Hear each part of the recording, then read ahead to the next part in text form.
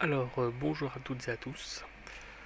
Aujourd'hui, je voulais vous parler je voulais faire une petite vidéo pour vous expliquer en fait comment s'enrichir. Durablement, bien sûr. Alors, avant de, avant de vous expliquer en fait comment s'enrichir, vous devez en fait vous poser la question de savoir en fait euh, comment gagner plus d'argent. Alors, comment gagner plus d'argent? C'est très simple. Si vous allez voir votre patron pour demander une augmentation ou quelque chose comme ça va être assez difficile. Donc ce qu'il faut, c'est trouver en fait des moyens parallèles et investir pour gagner de l'argent. Donc les Français sont friands d'immobilier et on va parler de ça aujourd'hui. Donc euh, avant toute chose, on va parler en fait de comment vous pouvez faire avec vos moyens actuels pour pouvoir mettre de l'argent de côté et pour investir. Alors, tout d'abord, on va parler euh, du bilan financier. Donc, je ne suis pas comptable, hein, rassurez-vous. On va simplement faire, je vous montrerai tout à l'heure, on va faire un simple petit tableau pour que vous voyez en fait où vous en êtes financièrement, euh, combien vous dépensez, comment vous pouvez faire pour réduire vos dépenses et pouvoir par la suite vous enrichir petit à petit. Ensuite, on verra donc ma méthode d'épargne, comment je fais pour épargner pour pouvoir ensuite tout simplement augmenter ma capacité d'investissement. Ensuite, on va parler un petit peu d'immobilier. Donc, je ne suis pas un spécialiste de l'immobilier, hein. Euh, mais je vais quand même vous donner quelques petites astuces. Et ensuite, on va conclure tout simplement. Alors, on va passer donc au bilan financier. Alors le bilan financier c'est très simple.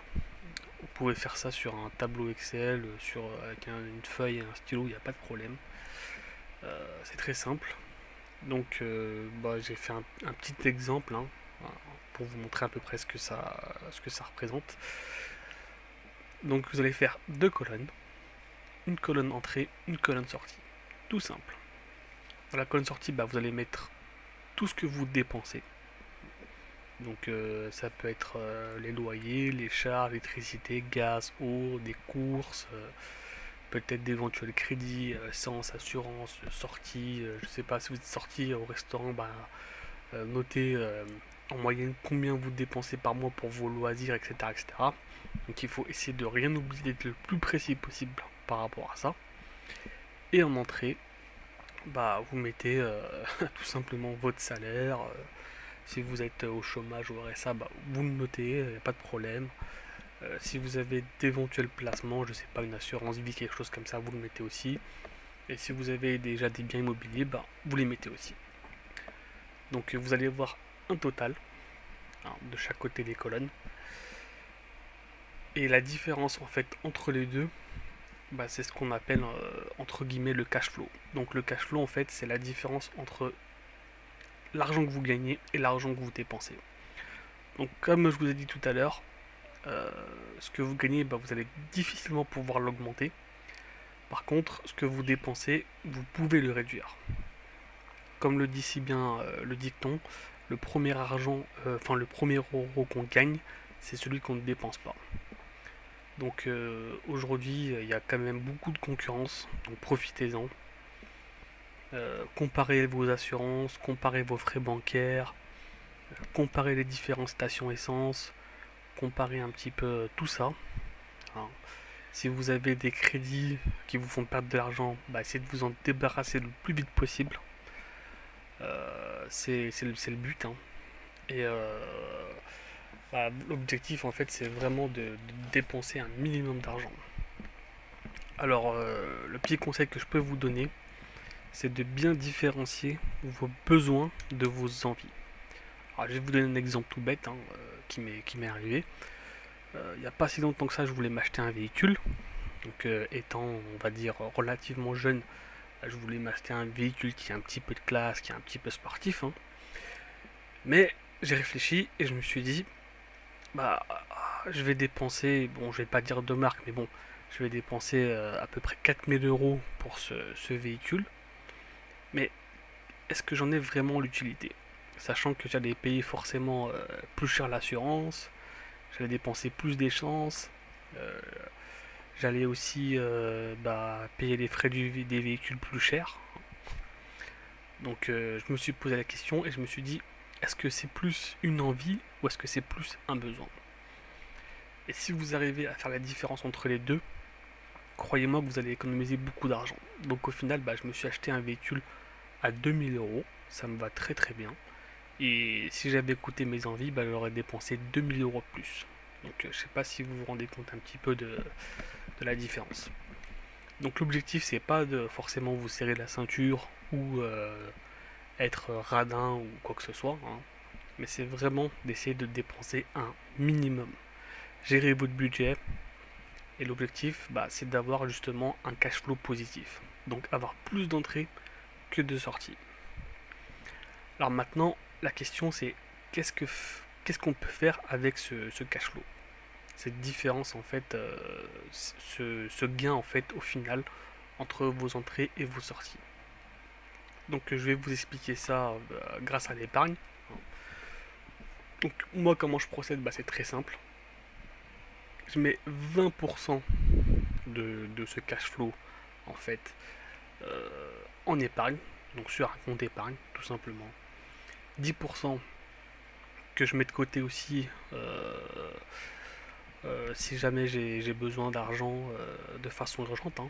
En fait je l'utilise comme un fonds de secours.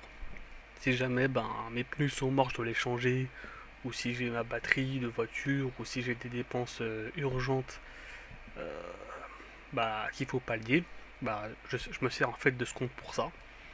Ça permet deux choses. Ça permet justement de ne pas taper dans mon épargne, hein. Ce serait bête d'utiliser de l'argent dont on a besoin urgemment, mais utiliser des mois et des mois d'épargne qui partent en fumée en fait, bêtement comme ça. Alors, parce qu'on n'a pas prévu tout simplement ce genre de soucis, hein. Et éviter aussi de se mettre dans le rouge, hein, parce que l'objectif c'est d'avoir un compte propre, on va dire. Et donc 70% de l'argent qui reste, vous les utilisez comme bon vous semble. Vous faites plaisir, vous vous achetez, je sais pas, des jeux vidéo, vous faites des sorties entre amis, enfin, faites ce que vous voulez quoi. Donc le principe c'est de vous faire plaisir et en même temps d'avoir une capacité d'épargne et épargner sur le long terme aussi. Donc éviter d'avoir des trous de trésorerie. Donc après, ce pourcentage c'est la base, hein. Après vous pouvez très bien mettre, je sais pas moi, 50% pour vous faire plaisir, 40% d'investissement et 10% fonds de secours, il n'y a pas de problème. Et ça c'est vraiment le minimum. Donc imaginons, je sais pas moi, que vous ayez 200 € de cash flow, hein, comme on l'a vu sur le tableau juste avant. Ces 200 €, ça vous fera 140 € pour vivre, faire ce que vous voulez avec, 40 € que vous mettrez de côté, et 20 € qui vous serviront de fonds de secours. Alors certains vont dire oui, mais c'est pas grand chose, oui, mais j'ai déjà du mal à joindre les deux bouts, donc c'est pas facile de mettre d'argent de côté. Je sais, c'est pas facile, mais si vous vous fixez pas des objectifs et si vous n'avez pas une discipline financière, vous sortirez jamais de cet engrenage, on va dire. Donc c'est vraiment, prenez le temps de le faire, essayez de prendre ces exemples et faites-le maintenant, faites-le tout de suite et pas demain. Alors, maintenant, on va parler un petit peu d'immobilier, hein. Donc on va faire vraiment théorique, hein. Alors, pour s'enrichir dans l'immobilier, ce qu'il faut savoir, c'est qu'il faut utiliser au maximum l'effet de levier. Alors l'effet de levier, qu'est-ce que c'est? C'est simple, hein, c'est ce schéma-là en gros. Donc la base du levier, c'est vous. Si vous n'êtes pas solide, le levier ne marchera pas.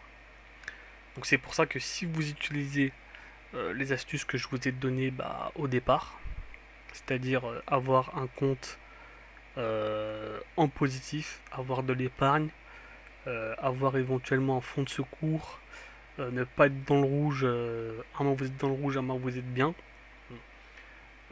pour montrer justement à votre banquier et aux autres banques que vous êtes solide, que vous savez gérer votre budget. Vous aurez beaucoup plus de chances de réussir que quelqu'un qui n'a pas d'épargne, qui est, on va dire, un mois dans le rouge, un mois pas dans le rouge, hein. Parce que quand vous ferez une demande de crédit, tout ça sera étudié, hein. Ça, faut bien vous le mettre dans la tête. Donc, travaillez là-dessus. Deuxième chose, c'est le bien immobilier. Donc, faites votre étude de marché, renseignez-vous bien sur l'immobilier avant d'investir. L'objectif, en fait, c'est que bah, plus le prix de ce bien sera élevé, plus il sera difficile en fait à lever en fait, même avec le levier. Donc l'objectif c'est vraiment de payer le moins cher possible. Négocier le prix, essayer de voir éventuellement des. Par exemple si vous visez un secteur, peut-être un appartement ou une maison que vous pouvez acheter et que vous pouvez rénover. Donc calculez bien le coût des travaux avant. Et l'objectif c'est vraiment de payer votre bien le moins cher possible et en dessous du prix du marché. Je vous demande pas non plus d'investir dans une campagne où vous pourrez jamais louer ou revendre, hein, mais essayez de trouver des endroits bien placés, mais où vous pouvez en fait payer le moins cher possible. Essayez de trouver des gens qui sont éventuellement pressés de vendre ou qui ont besoin d'argent assez rapidement. Voilà. Donc ça c'est les conseils que je peux vous donner actuellement. Ensuite, le crédit. Le crédit c'est très simple. Votre objectif en fait c'est de payer le moins, enfin, on va dire que vos mensualités soient le plus faibles possible. Donc pour ça, il n'y a que deux solutions. Négocier le taux et allonger au maximum les mensualités du crédit. Votre objectif, c'est que vos mensualités soient le plus bas possible. Donc c'est pour ça que le levier, en fait, c'est une longue tige, hein. Plus c'est long, mieux c'est par rapport à ça. Et voilà. Donc un conseil que je peux vous donner aussi, c'est si vous voulez faire une demande de crédit, n'allez pas tout de suite voir votre banque, allez voir d'abord les banques concurrentes qui vous veulent comme nouveaux clients. Ils vont faire plus d'efforts, ils vont plus s'investir, ils vont vous proposer peut-être de meilleures offres. Et ensuite, allez voir votre banque. Venez en position de force. La concurrence est ouverte, donc profitez-en. N'allez pas voir votre banque entre guillemets loser et limite les supplier pour avoir un crédit. Non, ça se passe pas comme ça. Faut que vous soyez confiant. Faut que vous leur prouviez que il n'y a pas que vous, il n'y a pas que sur Terre, hein. Il y a d'autres banques et que vous êtes prêt à partir s'il faut pour avoir de meilleurs avantages. Ensuite, le dernier point du levier, c'est les rentrées d'argent, les loyers. Alors c'est pareil, hein, vous devez faire en sorte qu'il y ait un maximum de poids de ce côté. Donc de gagner le maximum d'argent possible sur les loyers. Alors bien sûr, si vous investissez dans un endroit et que les loyers sont à 600 euros, si vous mettez le loyer à 1000 euros, votre bien, à part s'il est vraiment exceptionnel, vous ne louerez jamais. Donc c'est pas l'objectif. Mais vous pouvez très bien faire, je sais pas moi, de la location saisonnière par exemple, louer à la journée au lieu de louer au mois. Donc vous verrez que même si vous louez pas forcément 30 jours parce que c'est quasi impossible, mais on va dire même 20 jours sur 30 jours, vous gagnerez plus d'argent au final que sur un loyer mensuel, on va dire. Ou vous pouvez aussi diviser votre bien en plusieurs parties. Par exemple, la colocation. Vous louez des chambres à des étudiants ou à des gens qui ont de faibles revenus. Imaginons que vous ayez, je sais pas moi, deux chambres. Un T2, au lieu de louer par exemple à 600 euros par mois, en colocation, vous pouvez le louer par exemple à 350. Donc ça va vous faire, pour deux chambres, ça va vous faire 700 euros. Donc vous gagnez 100 euros sur le loyer. Vous voyez ce que je veux dire? Donc C'est assez intéressant. Donc travaillez vraiment tous ces aspects pour, c'est comme ça que ça marche en fait, pour réussir dans l'immobilier. Donc là, c'est exactement pareil, hein. Il faut que vous ayez un cash flow positif. Pourquoi? Tout simplement parce que c'est comme ça qu'on gagne de l'argent. Si le coût de votre crédit est supérieur à vos loyers, ça sert à rien du tout d'investir parce que vous allez investir en fait dans un déficit. Vous allez devoir mettre de l'argent de votre poche. Et c'est pas le but. Le but c'est que le crédit, les mensualités du crédit soient moins élevées que les loyers. C'est comme ça que vous allez gagner de l'argent tout de suite et pas dans 20 ou 30 ans une fois que votre crédit sera remboursé. Après le coût du crédit, on s'en fout parce que l'objectif c'est vraiment que le loyer paye le crédit. Tout simplement. C'est vraiment comme ça que dans l'immobilier, on peut s'enrichir. Après, j'ai aussi une chose à dire par rapport à l'immobilier, c'est que l'immobilier c'est vaste. Il n'y a pas que les maisons, les appartements, les studios. Il y a aussi les locaux commerciaux, il y a aussi les parkings, il y a aussi les box, il y a aussi des terrains, il y a aussi, il y a des SCI, il y a plein de domaines dans lesquels on peut investir directement ou indirectement dans l'immobilier. Donc on n'a pas forcément besoin de 150 000 ou 300 000 euros pour pouvoir investir. On peut très bien investir avec des sommes modestes et gagner de l'argent aussi. Donc l'avantage de tout ça en fait, c'est que ça a un petit effet boule de neige. Et je vais vous en parler dans la conclusion. Alors, on a vu comment faire votre bilan financier, hein, comment avoir un cash flow positif, des petites idées pour investir dans l'immobilier. Et l'objectif, c'est de faire un effet boule de neige. Donc après, l'immobilier, c'est juste un exemple. Vous pouvez très bien investir dans tous les domaines que vous voulez. Par exemple, si vous êtes spécialisé dans un domaine, si vous voulez ouvrir une société, si vous voulez faire du e-commerce, peu importe, l'important c'est d'augmenter votre cash flow, tout simplement. Donc admettons que votre cash flow soit de 200 euros, par exemple. Hein. Donc vous allez épargner une partie de cet argent. Si dans quelques mois, quelques années, vous faites un investissement immobilier, admettons que vous réussissiez à avoir dans l'immobilier aussi un cash flow positif, ne serait-ce que de 50 euros par mois, eh bien, vos entrées, alors, par exemple, imaginons que vous ayez un salaire et que vous ayez un bien immobilier en plus, imaginons que votre salaire soit de 1500 euros, il va passer à 1550 euros. Du coup, qu'est-ce qui va se passer? Votre cash flow ne sera plus de 200 euros, mais de 250 euros. Donc, vous allez pouvoir plus épargner et vous allez pouvoir plus investir. Plus investir, donc plus de rentrée d'argent et ensuite plus d'épargne, plus de cash flow. Tout simplement. Donc, c'est un effet boule de neige. Et je pense que c'est le meilleur moyen, et c'est peut-être même la seule solution pour vous enrichir. En tout cas sur le long terme. Donc j'espère que cette vidéo vous aura plu. N'hésitez pas à la partager sur les réseaux sociaux. Abonnez-vous à ma chaîne si ça vous plaît, parce que je ferai d'autres vidéos plus tard. Et je vous dis, passez à l'action.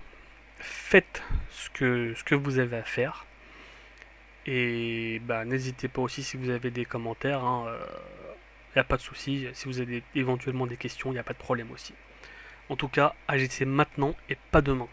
Parce que chaque euro que vous allez dépenser aujourd'hui, et si vous faites pas en fait cette discipline financière et ces exercices, vous allez perdre du temps. Et ce temps, malheureusement, il ne se rattrapera pas. Hein, comme on dit, le temps c'est de l'argent. Voilà. Je vous remercie bien pour votre attention. J'espère que cette vidéo vous a plu. Et je vous dis à très bientôt. Au revoir.